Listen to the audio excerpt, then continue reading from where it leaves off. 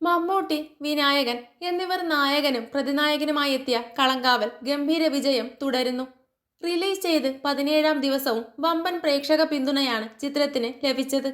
കേരളത്തിലുടനീളം മികച്ച ബുക്കിംഗ് ലഭിച്ച ചിത്രം ഹൗസ്ഫുൾ ഷോകളുമായാണ് മൂന്നാമത്തെ ഞായറാഴ്ചയും പ്രദർശനം തുടർന്നത്. മലയാള സിനിമാ പ്രേമികൾ ഹൃദയം കൊണ്ട് സ്വീകരിച്ച ചിത്രം മമ്മൂട്ടിയുടെ കരിയറിലെ ഏറ്റവും വലിയ ഹിറ്റിലേക്കാണ് കുതിക്കുന്നത്.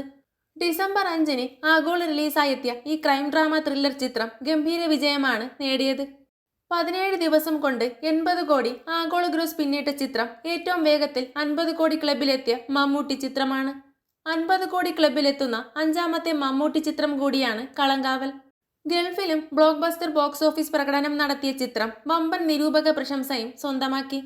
മമ്മൂട്ടിയുടെ കരിയറിലെ തന്നെ ഏറ്റവും മികച്ച പ്രകടനങ്ങളിലൊന്ന് സമ്മാനിക്കുന്ന കളങ്കാവൽ അദ്ദേഹത്തിന്റെ പ്രതിനായക വേഷങ്ങളുടെ നിരയിൽ മുന്നിട്ട് നിൽക്കുന്നു. ചിത്രത്തിൽ പോലീസ് ഓഫീസറായ നായക കഥാപാത്രത്തെ അവതരിപ്പിച്ച വിനായകനും വലിയ അഭിനന്ദനമാണ് ലഭിക്കുന്നത്. കൂടുതൽ സിനിമാ വിശേഷങ്ങൾക്കായി ചാനൽ മറക്കാതെ സബ്സ്ക്രൈബ് ചെയ്യുക.